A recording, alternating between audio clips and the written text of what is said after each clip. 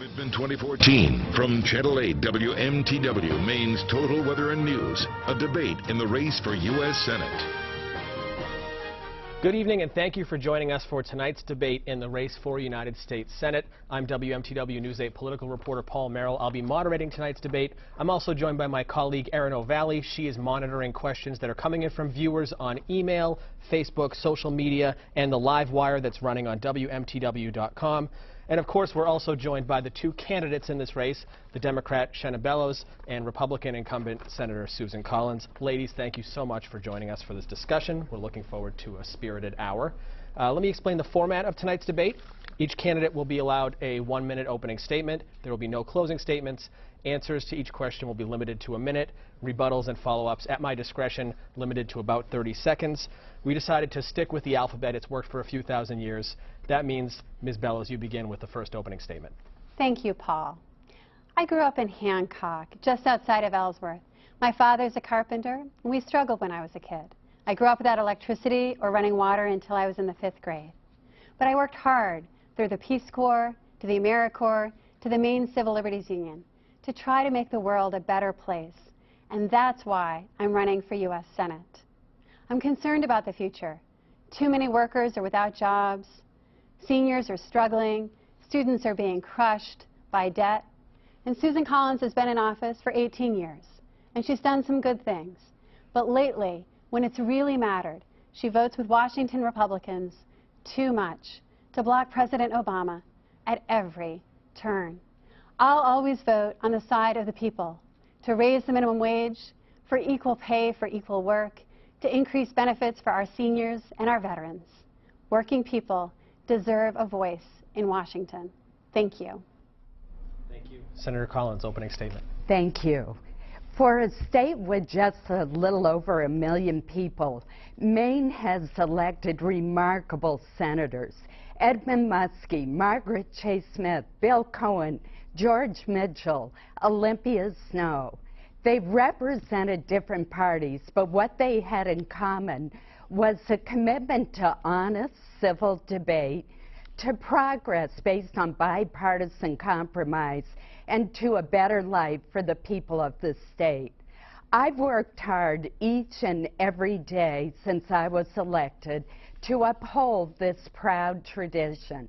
When government shut down last fall, I didn't waste time on partisan political slogans.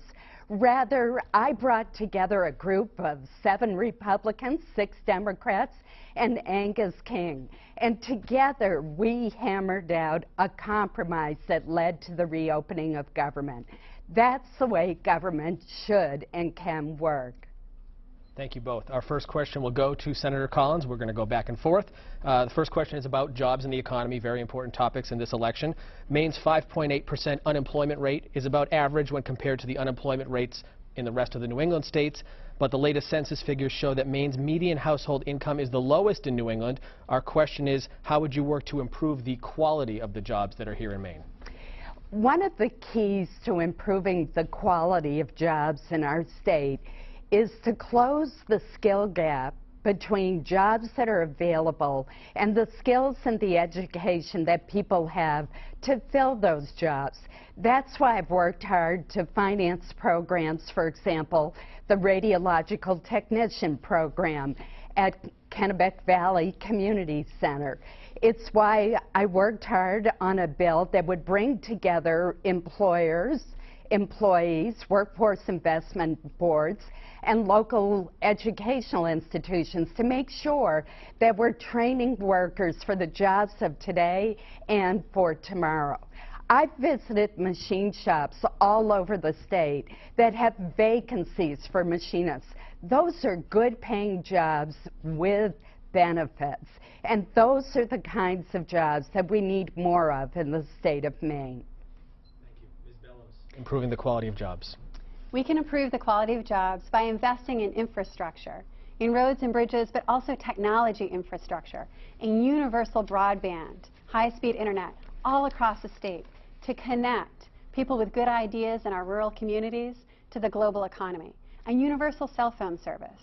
We also need to rebuild our domestic manufacturing sector with fair trade policies to keep jobs here. We need to invest in renewable energy to create jobs now and also tackle climate change. And finally, we need to raise the minimum wage. There are a lot of folks working full-time here in Maine or working 2 or 3 jobs just to make ends meet and not making it. We're going to discuss the minimum wage later. Right now, our next question, still on the topic of jobs in the economy.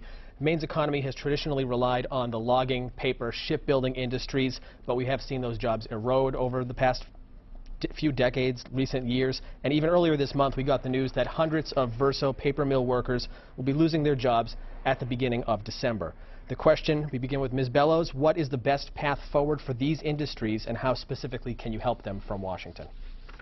First, we need to end the trade policies that are eviscerating the domestic manufacturing sector, because right now these jobs are being lost overseas because of trade policies passed by the Congress, including Susan Collins. And we also need to invest in renewable energy and technology. We can grow our manufacturing sector by investing in solar, in properly sited wind, in geothermal, in biomass, and those are good jobs for the future as well. And I think the investment in universal broadband and universal cell phone access will help entrepreneurs grow. Right now, today, folks are at PopTech, over 2,000 people, talking about entrepreneurship and how people with good ideas can start and grow businesses. And that's key to the future as well. Senator Collins. First, let me say that shipbuilding is so important to our state. And there's no one who's been a stronger supporter of Bath Iron Works than I've been. There's no one who's worked harder for the Portsmouth Naval Shipyard in Kittery than I have. I don't think that it makes sense, in contrast to my opponent, to try to turn BIW into a green energy manufacturer. That would not produce nearly the number of jobs that it has now. I've supported trade policies when they have helped our state, and I've opposed trade agreements when they've been bad for our state. You can't have a one-size-fits-all approach. Right now, I'm working very closely with Angus King and our trade representative to make sure that the administration protects the jobs at New Balance as it is negotiating the Trans-Pacific Partnership Agreement. And if it doesn't, I will oppose that agreement. Real quick, 30 seconds on the Verso paper mills.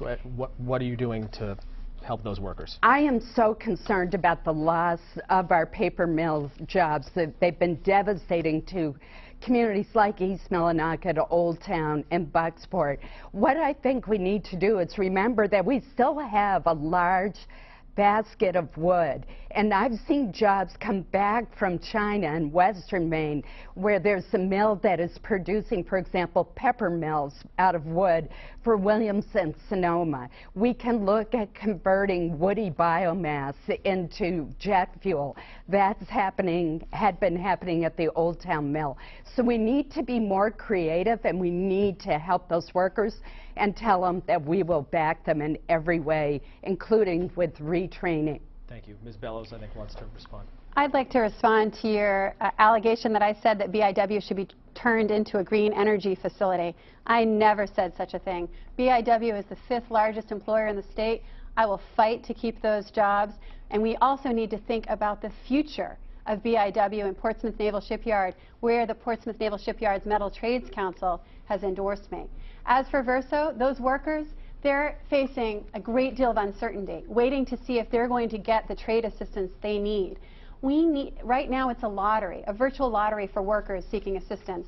We need stronger transitional assistance for those workers. Senator. Well, of course, it's up to the Obama administration whether or not trade adjustment assistance is granted to these workers. I was the one who urged the CEO of Verso, when he called to tell me this devastating news, to apply for trade adjustment assistance so that these workers would have access to retraining, income support, commuting expenses that are so important for this transition. And obviously, I stand ready to help the community, the workers, state officials, and to work with my federal counterparts to give them all the assistance we can. Thank you. There will be more about this later, I promise you, but right now we're going to go over to my colleague, WMTW News 8 morning anchor Erin O'Valley. She's been monitoring questions on social media, and she has one of those questions. Erin. All right, Paul, thank you very much, and good evening, everybody. Thank you so much for our viewers for sending in some really great comments and questions on social media. Please continue to do so. But right now, tonight, we begin with Jay Knowlton's question. He wants to know, can you name a specific government program that you would increase funding to, and name a specific government program you would cut funding to, and why? Senator Collins. Well, the fact is that there are a lot of programs where the funding has not been spent appropriately. And an example would be some of the programs that NASA has funded that, for example, look at the impact of golf clubs in outer space. I don't think that that's a good use of funding. Or NIH, an agency that I respect, but it's had some real doozies as far as the programs that it's funded as well. Massage for rabbits' feet, for example. So those are ones where I don't think we should have an increase. An area that I am passionate about and do believe we need an increase in is biomedical research. And there are two areas in particular. One is diabetes, and the second is Alzheimer's disease. If we could make progress on those two areas, we would lower the cost of our Medicaid and Medicare programs enormously, not to mention improving the quality of life for people. Thank you. Ms. Bellows. I support biomedical research as well. One program I think desperately needs more funding is Head Start. Early childhood education is the best investment we can make in our children's future and in the future of our economy. And one program I would cut is the National Security Agency, or NSA, spying program, which is literally spending billions of dollars spying on ordinary Americans. Thank you. There will be more about NSA later as well. But next we're going to go to the issue of Maine's aging population and how that segment of our population is growing. Our question comes from Connie Jones. She lives in Phippsburg and she works at Seniors Plus in Lewiston. Here's her question. We have not been able to have the Older Americans Act reauthorized, and the funding for that act has been flat for over the past decade or 12 years. With this huge population increase happening right now, what are you going to do to make sure that we have added resources coming into Maine to support us as we age in place? Ms. Bellows. We need to build a bipartisan coalition to reauthorize the Older Americans Act. It is unconscionable that funding for programs like Seniors Plus, right here in Lewiston, Auburn, has been flat for the last 12 years because the number of seniors is growing and those agencies are having to do more with less, and that is wrong. Additionally, I've proposed to increase Social Security benefits to our seniors by scrapping the cap, because right now, after the first $117,000 worth of income, people stop paying in. So millionaires and billionaires are not paying their fair share. We should scrap the cap on Social Security so that we can increase benefits in a fiscally responsible way and protect it for the future. Those are two things that we can do. Senator. I serve as the ranking Republican on the Committee on Aging, and should I become the chairman, I have three major priorities. One is to increase the financial security of our seniors. There is a $6.6 trillion gap between what our seniors are going to need for a comfortable retirement and what they have saved plus Social Security. In addition, I've really focused on senior scams where con artists have ripped off our seniors. Another priority of mine has been home health care. I've received many awards in recognition of my advocacy for adequate funding for home health care so that seniors can receive the care that they need in the security, privacy, and security of their homes. It is wrong that the Older American Act has not been reauthorized, and frankly, the Democratic chair of the Senate Help Committee, which has jurisdiction, and the Senate Democratic leader have not brought it to the floor, and I think that's very unfortunate. Okay, thank you. Turning now to education, Maine is one of 43 states that has adopted the Common Core standards. The nation's governors and education commissioners wrote these standards with input from teachers and parents. Their goal? To ensure all students are ready for success after high school, the Common Core state standards establish clear, consistent guidelines for what every student should know and be able to do in math and English language arts from kindergarten through 12th grade. Though it's not a government program, there is funding that is tied to the adoption of these standards. Our questions are, do you think Common Core is right for Maine, and how do you explain that to the people of Maine? Senator Collins. First of all, Common Core is not a federal mandate. There's a lot of confusion about that. My opponent said in a debate earlier this week that it was a federal mandate. As you said, it was the governors that have individually decided whether or not, working with their legislatures, a Common Core should be adopted. It is also not a common curricula. I oppose strongly having the federal government dictate to states and local school boards what teaching methods should be used and what the curriculum should be in a particular system. I do think that we're competing in a global economy and that our students should attain certain levels of proficiency by certain grade levels. But how you go about that should be up to state and local people and not dictated by Washington, D.C. If I could just follow up, do you think that that funding being tied to adopting Common Core, it might as well be a federal mandate because there's so much money at stake? It is not tied to it, but what the administration did in the race to the top is they looked at what standards states were using, and I think they should be looking at results and helping schools that are having difficulty, and that's why I've been such a strong supporter of Title I funding, which goes to low-income schools, and special education funding. Thank you. Ms. Bellows, Common Core. If it weren't for good public schools, I wouldn't be running for U.S. Senate today. But I'm deeply concerned about where we are at with the state of public education today. And I think that when Susan voted for No Child Left Behind, it has had a harmful impact here in our state.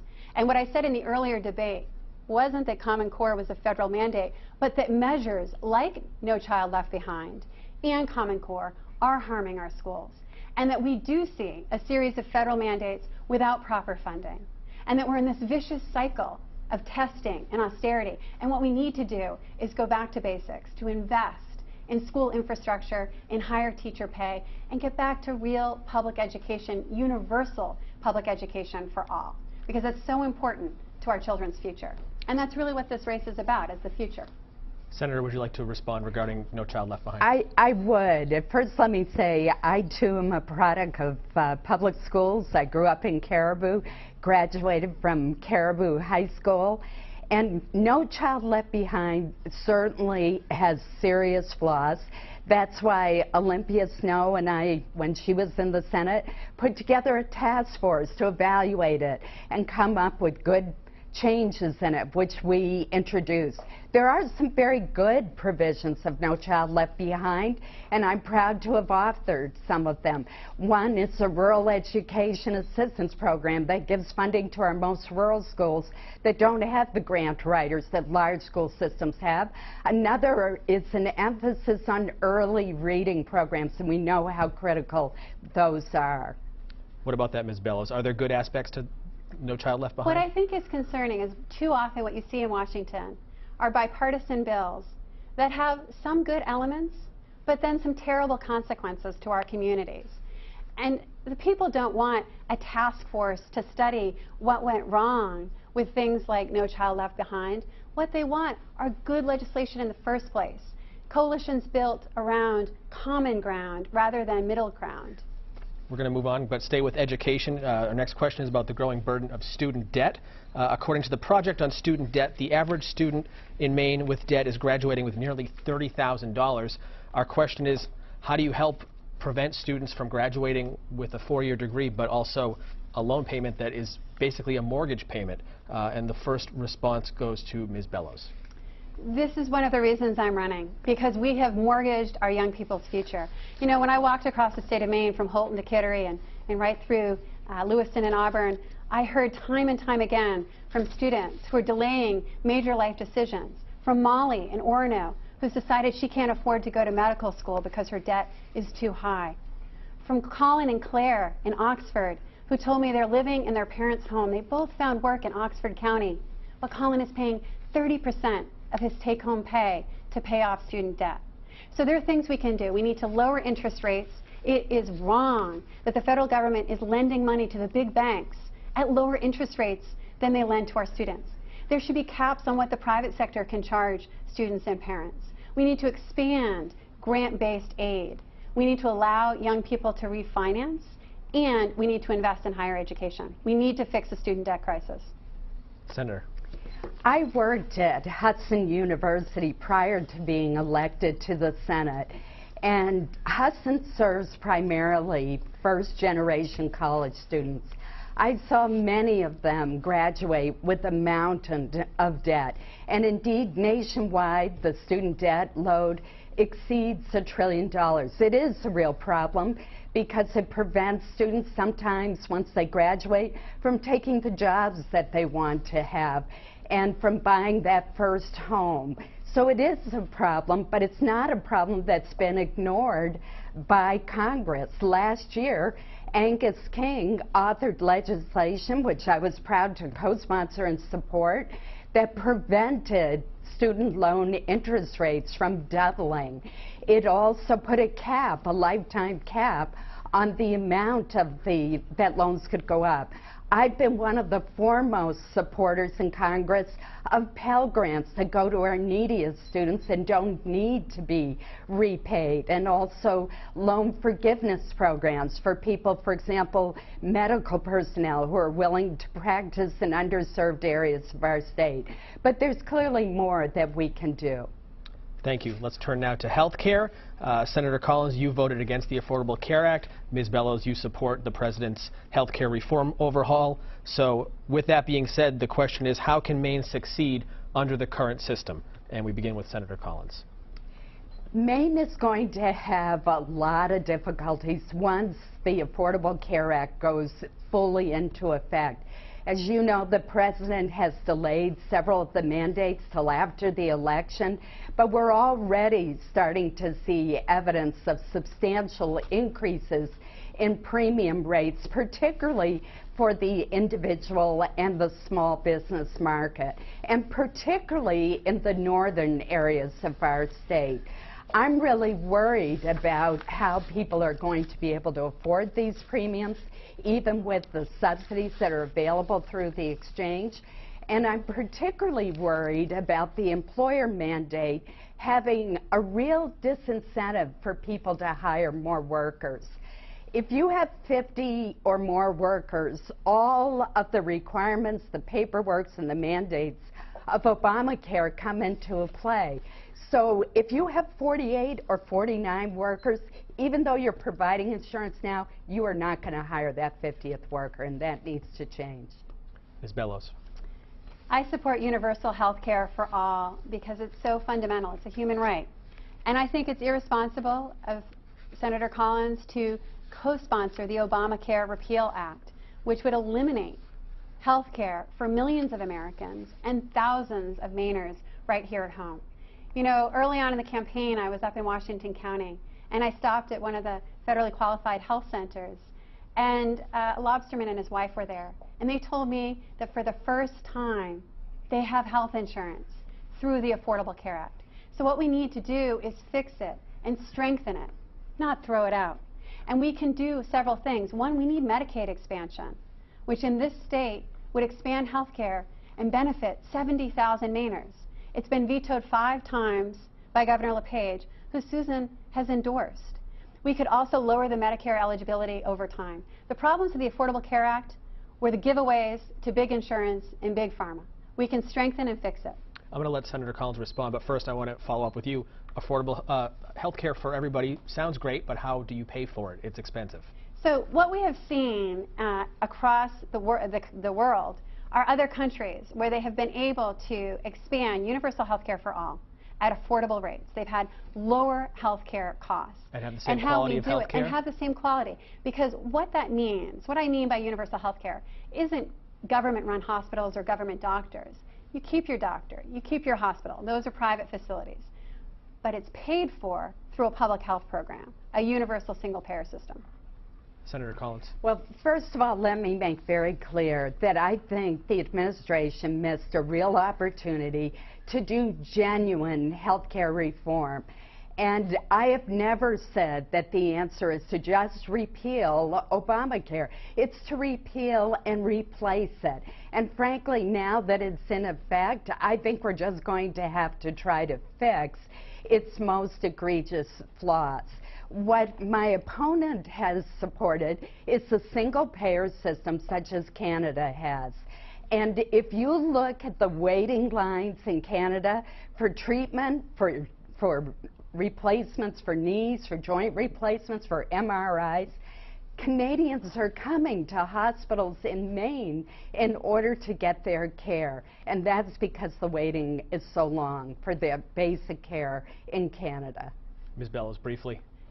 These are the arguments you made last night. And Dr. Roger Renfrew in Skowhegan was in the audience. And he emailed a friend of his, a doctor in Canada, to investigate those claims. And the doctor wrote back and said it's absolutely not true. And last night I pointed out that you have co-sponsored Ted Cruz's Obamacare Repeal Act, which has no replacement.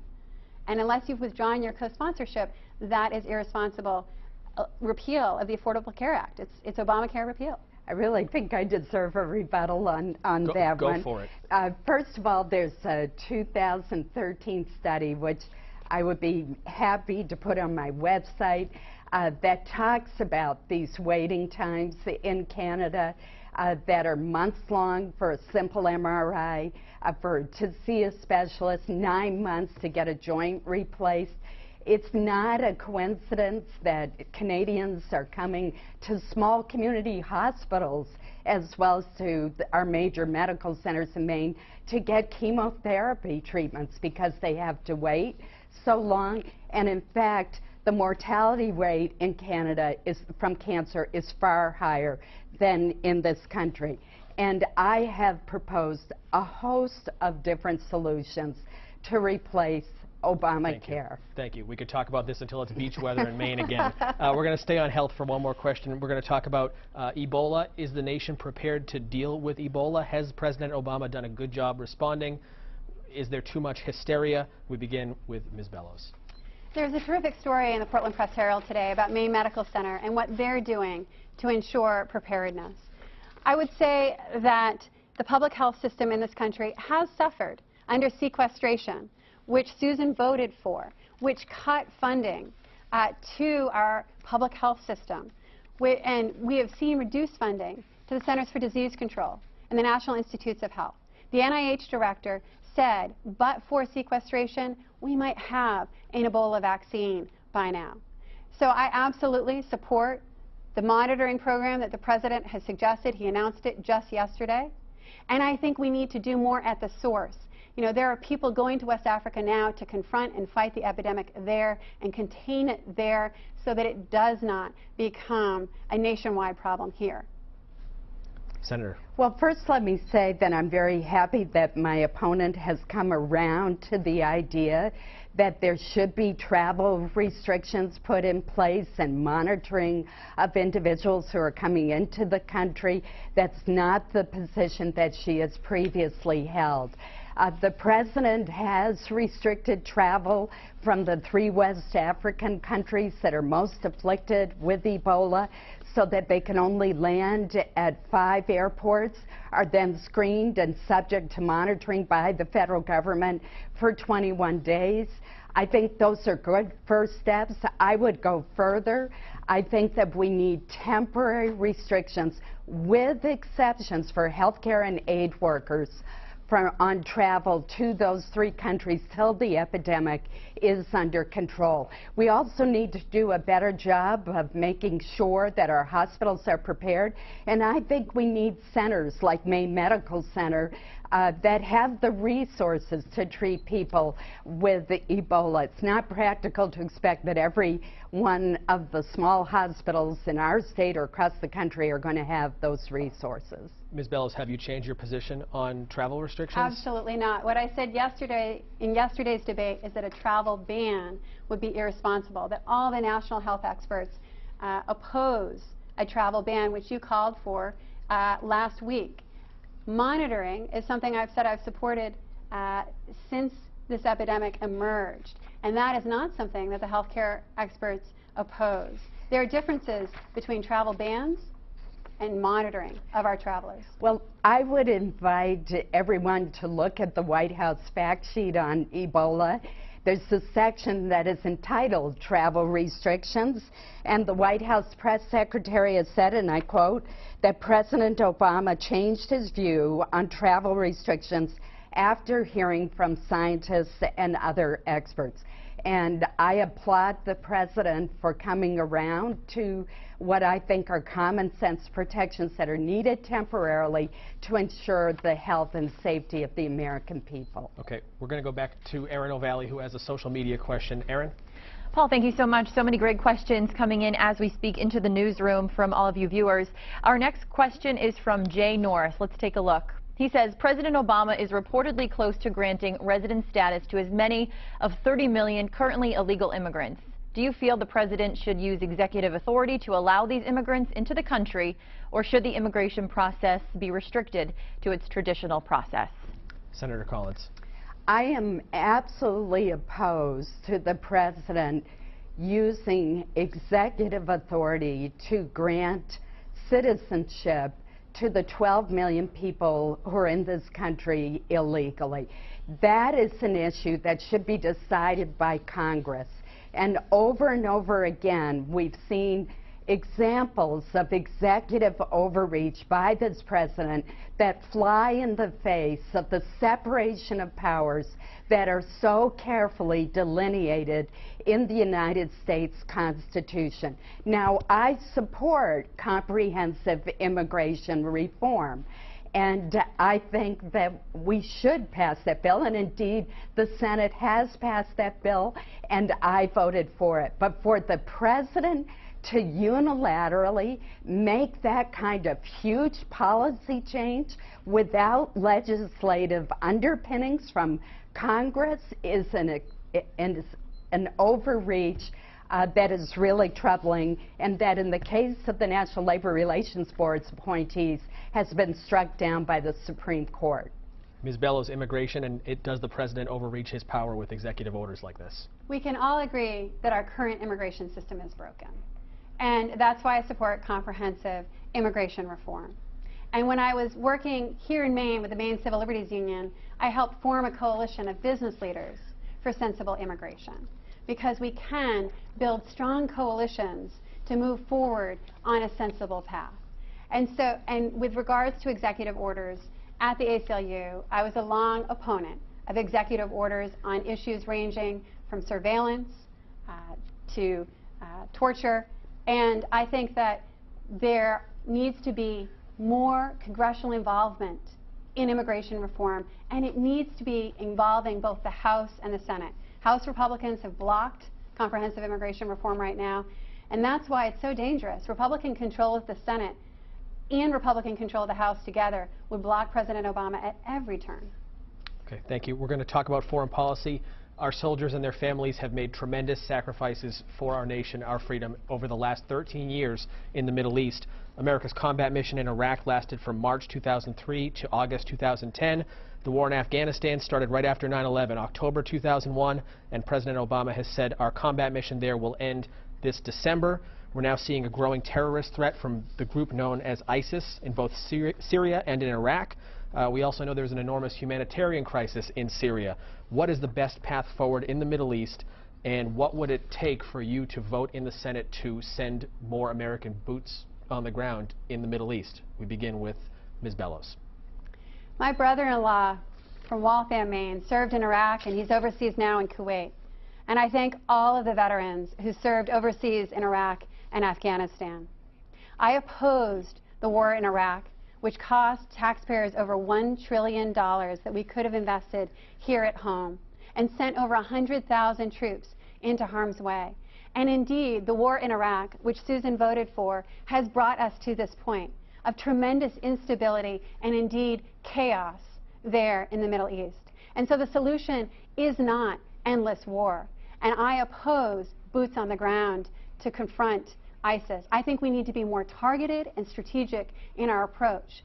And we see it in what President Obama was able to do when he killed Osama bin Laden and weakened al-Qaeda with a Special Forces initiative, doing what in 2 terms President Bush, backed by Susan, and Democrats and Republicans alike, failed to do. What would it take for you to vote to send American soldiers into harm's way? It would take a direct and imminent threat to the United States. Thank you. Senator Collins. Well, we're living in a very dangerous time right now. In fact, counterterrorism experts are telling us, who are on the Intelligence Committee, that the threat of a terrorist attack in this country has never been higher. And it isn't just ISIS. There are Islamic extremist groups in some 20 countries, some with enormous capabilities, such as AQAP in Yemen, where al-Qaeda's chief bomb maker is located.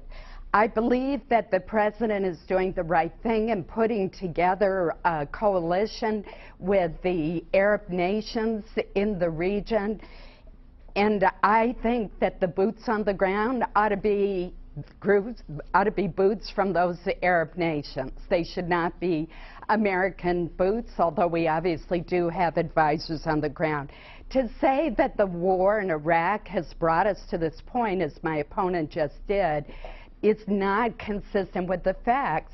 Look at the terrorist attacks that occurred before the war in Iraq, the 1993 attack on the World Trade Center, the bombings in Africa, the attack on the USS Cole in Yemen, and of course the most notable attack on 9/11/2001, which killed some 3,000 people. All of those predated the Iraq War. What is your answer to what it would take for you to authorize sending troops back?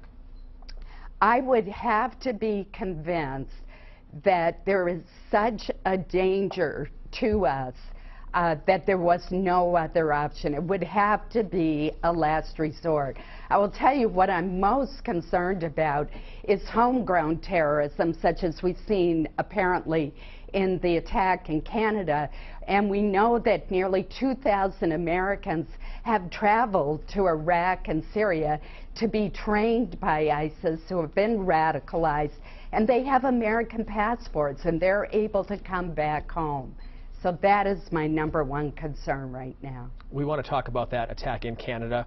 Just yesterday we saw a shooting of a soldier in the Canadian capital of Ottawa. A few days before that we saw an apparent terrorist attack, I believe in Montreal, where someone was also killed. We talk a lot about border security, about the U.S.-Mexico border. Maine has a very long border to the north with Canada. Do you feel that border is secure? Senator Collins. I do not. I actually held a hearing on this issue when I was chairman of the Homeland Security Committee, and we received testimony from the GAO that suggests that that border, which is more than 4,000 miles long, that the Border Patrol only has operational control of a very small portion of that border. And for those of us who grew up in northern Maine, we know that when the rivers freeze, that it's very easy for a snowmobile to smuggle goods over. That's also easy to smuggle someone who would do us harm over. That's why I've been a very strong supporter of a program that's called Operation Stone Garden. That pools the resources of federal law enforcement, county, state, community law enforcement, so that we can expand our patrol of the border through that cooperative relationship. And just today, the former head of the Counterterrorism Center said that he was far more concerned about the northern border than the southern border in terms of terrorists. Ms. Bellows, do you share the concerns about our northern border? I think, unfortunately, too many in government, including my opponent, have a philosophy of telling the American people to be afraid, be very, very afraid, and then have used that to justify the war in Iraq, have used it to justify the philosophy of total information awareness and engaging in sweeping surveillance of ordinary Americans. We need to be more targeted and strategic in our approach overseas, but also with regards to national security here at home.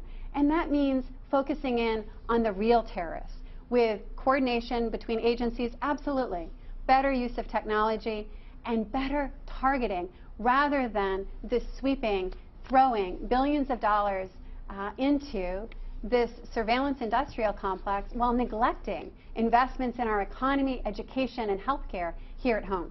You know, I'm not sure what my opponent means by being more strategic and better targeting, since ISIS alone comprises some 30,000 troops, and it's growing in size and sophistication with each passing day. We know that thousands of Western Europeans have traveled there, and they have passports where they don't have to get visas to come to our country. I want to keep our country safe. I think that's government's first priority. And having been a member of the Homeland Security Committee for several years, for 10 years, Armed Services Committee, Intelligence Committee, having traveled to Yemen, to Afghanistan, to Iraq, to Pakistan, I've seen these countries talk to their leaders, talk to the opposition, and the terrorist threat is very real, and we cannot diminish it by hoping that it will just somehow go away. Ms. Bellows. We all want our country to be safe, but what we're doing now is not working. After 18 years, we are less secure today. There is more chaos in the Middle East than when you started. And what we're seeing, unfortunately, are billions and trillions of dollars being spent in wars overseas that we cannot afford, that make us less safe. We're going to go back to my colleague Erin O'Valley with the next question from social media. All right, Paul, thank you. Speaking of safety, this one dealing with national security, coming from Camille Kramer. She wants to know, have Edward Snowden's actions made us more safe or less safe? Ms. Bellows, I blew past the question about the NSA. This is involved with that, so that's why I'm doing this. But Edward Snowden, hero or villain? And we already know your position on NSA spying. Edward Snowden is a whistleblower. His actions have not made us less safe. What they have revealed is an extraordinarily sweeping surveillance complex. We need to get back to the Constitution and the Bill of Rights, something I have defended over the last 10 years at the Maine Civil Liberties Union.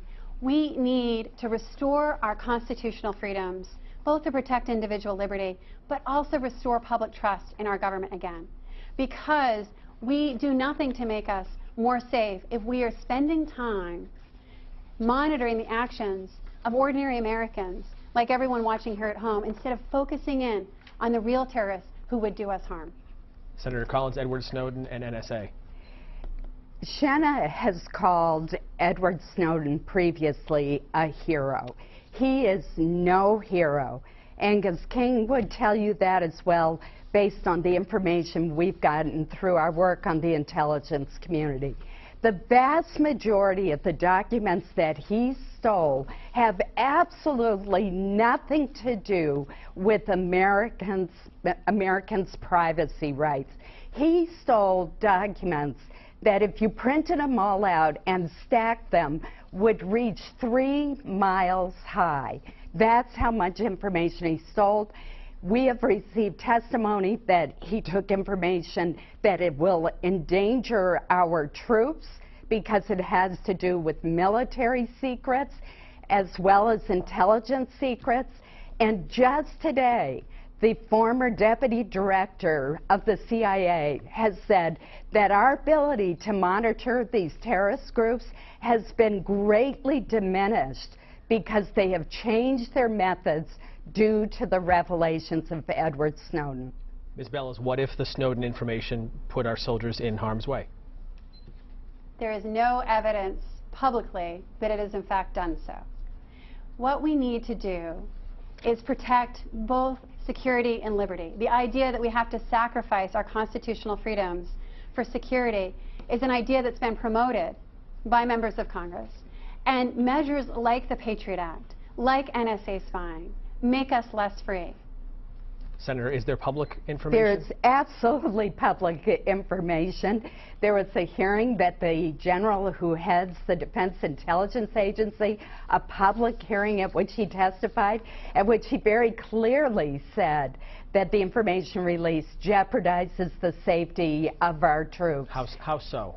Because it has to do with the military's command and communications procedures, and those have now been revealed to those who would do us harm. So that's just not an accurate statement, and there have been public hearings at which that has been said. One other point that I want to make, because it's so important, if an American is put under surveillance because of his or her contacts with terrorist groups, the only way that can happen is if the FBI goes to court and gets a warrant, just as it would in a criminal case involving a drug gang. Ms. Bellows is shaking her head. Same standards have to be met. She's shaking her head no. Under the Patriot Act, the government now has the authority to monitor the email communications and telephone communications of millions of Americans. It's been reported on ABC News. It's been reported in all the news outlets.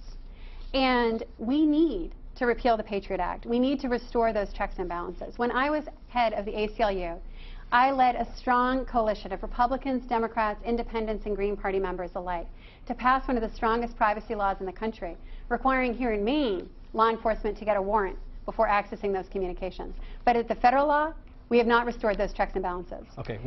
Could I just make one comment on repeal of the Patriot Act? Go ahead. First of all, if you repealed the Patriot Act, and I do agree it can be improved and have worked to improve it, you would be repealing the ability of our government to track terrorist financing.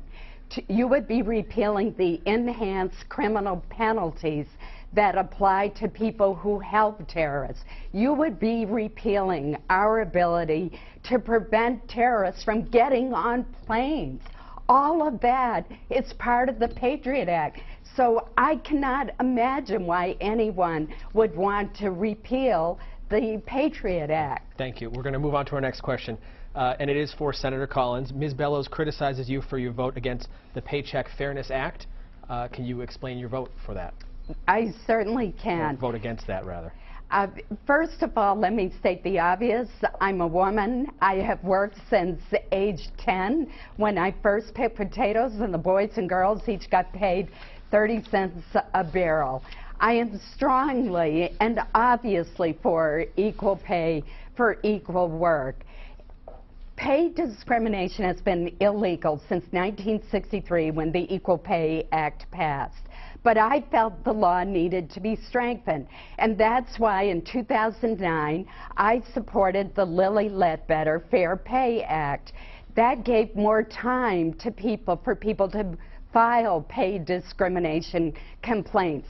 And in recognition of my work on that bill, I was invited to the White House signing ceremony. I very much doubt that the president would have invited me to the signing ceremony if I were against equal pay for women.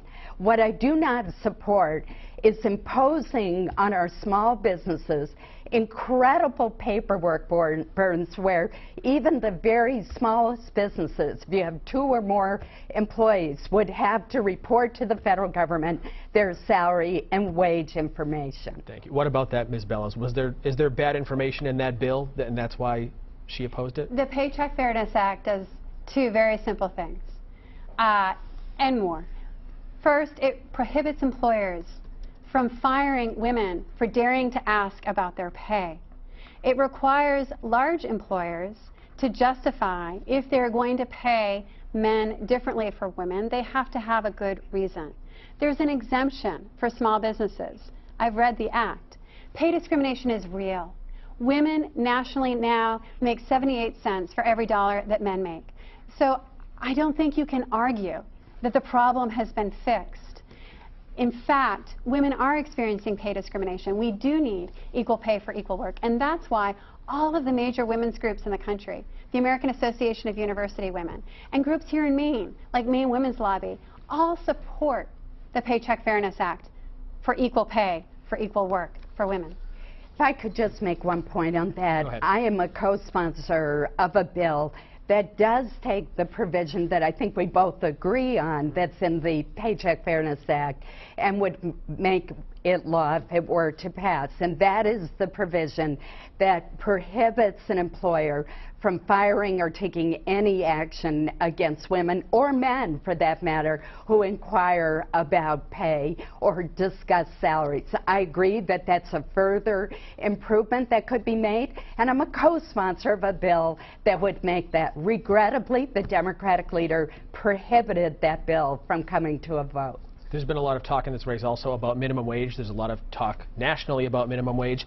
We went to the Harrisseekit Inn in Freeport to talk to Chip Gray. He's the owner. We expected him to ask a question about minimum wage and his employees. What we got instead was a question about minimum wage and the overall effect of increasing minimum wage as it relates to himself and his customers. Here's his question.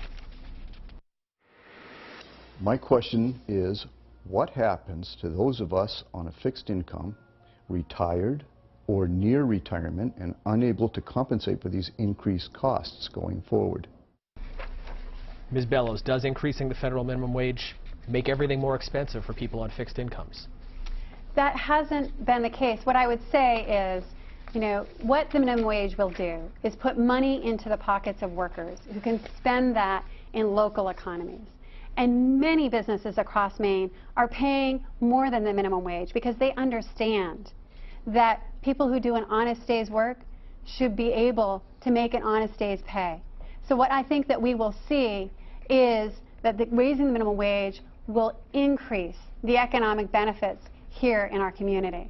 And that's why small business owners, like the owner of the Red Barn in Augusta that I stopped by on my walk across Maine, support raising the minimum wage and pay their workers more than the minimum wage. Senator. I support an increase of the minimum wage to $9 an hour. And I think that Chip raises a valid point on whether it's going to increase prices in general, but nevertheless, it's been a long time since there's been an increase, and I think a gradual increase to $9 an hour makes a great deal of sense.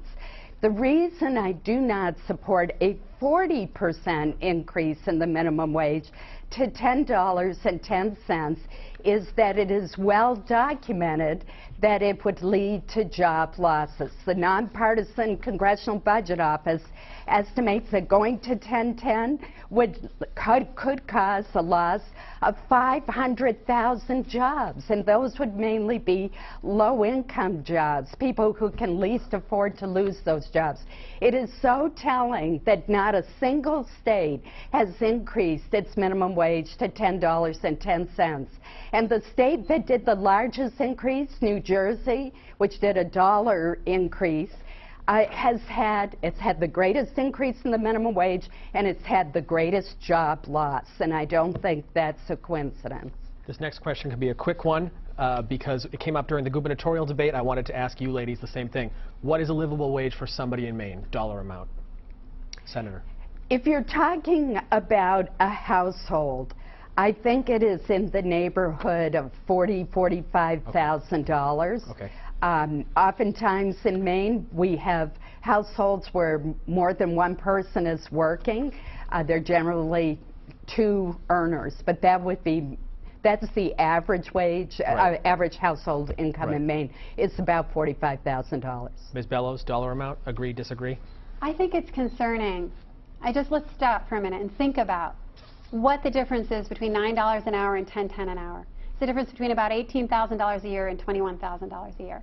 And Susan admitted in the debate last night that you can't live on that $9 an hour is not a livable wage. And that's why I think 1010 is a starting point, and then we index it to inflation so that it continues to go up. And we need to index benefits for Social Security recipients to a different market basket for inflation, so those go up too, so people like Chip can see their income rise as well when inflation goes up. 1010 is about $22,000. Would you say 22 grand a year is a livable wage for somebody in Maine? I would say that we need to move higher. Give us the and I think it really dollar depends. amount. We I have think to it really move on. depends on where you're living in Maine. You know, in Portland, $21,000 a year, you are not going to be able to afford an apartment. You're not going to be able What to would put be a food on livable the wage table. for somebody in Portland? So perhaps $30,000, We $40,000. agree. You Okay. can live on that in Portland. But what would that translate to per hour? I mean, what is the minimum wage that would produce that? I believe $30,000 a year is about $15 an hour. So I guess I would say that if we went to a $15,000 minimum wage, we would see even more job losses. Shouldn't our goal be to create better jobs in this state that pay above the minimum wage? Shouldn't that be what we're working for? And in the meantime, shouldn't we not leave the minimum wage where it is now and instead compromise? Right now, it's stuck at $7.25. We've got to move on. We want to get to our last questions. Our individual question for Ms. Bellows: longevity and seniority matter a lot in the United States Senate. Should you win this race, doesn't Maine lose something? Elizabeth Warren has demonstrated that a new senator with courage and vision can be extraordinarily powerful. She's being discussed as a potential candidate for president. And so I think we need fresh energy and a new start in Washington and a willingness to try to tackle these tough problems, like the minimum wage, like equal pay for equal work, like climate change. And that's what I will do in the U.S. Senate. Senator Collins, how much does longevity and seniority matter? It matters enormously in the Senate. The reason that I have been able to deliver to the state of Maine in so many areas, whether it's $90 million in Tiger grants for transportation projects, or helping to save the Portsmouth Naval Shipyard in Kittery, or to assist Bath Iron Works with Navy contracts, or the Pratt & Whitney plant, which is building parts for the F-35, or the Defense Accounting Center in Aroostook, or helping our farmers throughout the state, is because I've reached the point in the Senate where I hold important positions on committees. I'm a member of the Appropriations Committee and the ranking Republican on the Transportation and Housing Committee. I'm on the Aging Committee. I'm on the Intelligence Committee.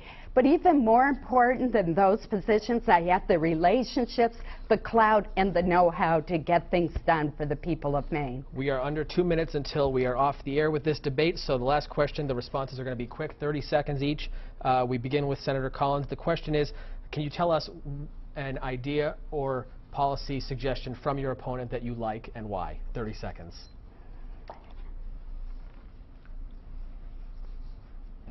My opponent has put a lot of emphasis on broadband development, and I completely agree with Shanna on the importance of broadband development in this state. I think it would particularly help our rural areas, and that's something I've fought hard for in Washington. It's part of the Recovery Act, and I think she's absolutely right that that's something we need more of. Ms. Bellows, we have just over a minute left. If you can give us a 30-second answer, tell us something you like about Senator Collins' ideas. Susan has done a great job standing up for BIW, and I absolutely agree that those jobs are worth protecting. Thank you. Feel free to high five as we saw. Happy note. Thank you both for joining us. We have 1 minute left. You wrapped up really quickly. I wonder if you can tell us each one briefly a mistake you've made in this race. 10-second response. Well, I think that I would say not starting earlier on the walk across Maine. Senator Collins, a mistake? I think I should have responded sooner to Shanna's charge that somehow I was against equal pay for women. I never thought anyone would take that seriously, and I wish that I had more vigorously counted that earlier. Got that one in under the wire. Thank you both for joining us. Thank you at home for watching our debate. We sincerely appreciate you watching and participating, and please go vote on November 4th. Thank you and good night. Thank you.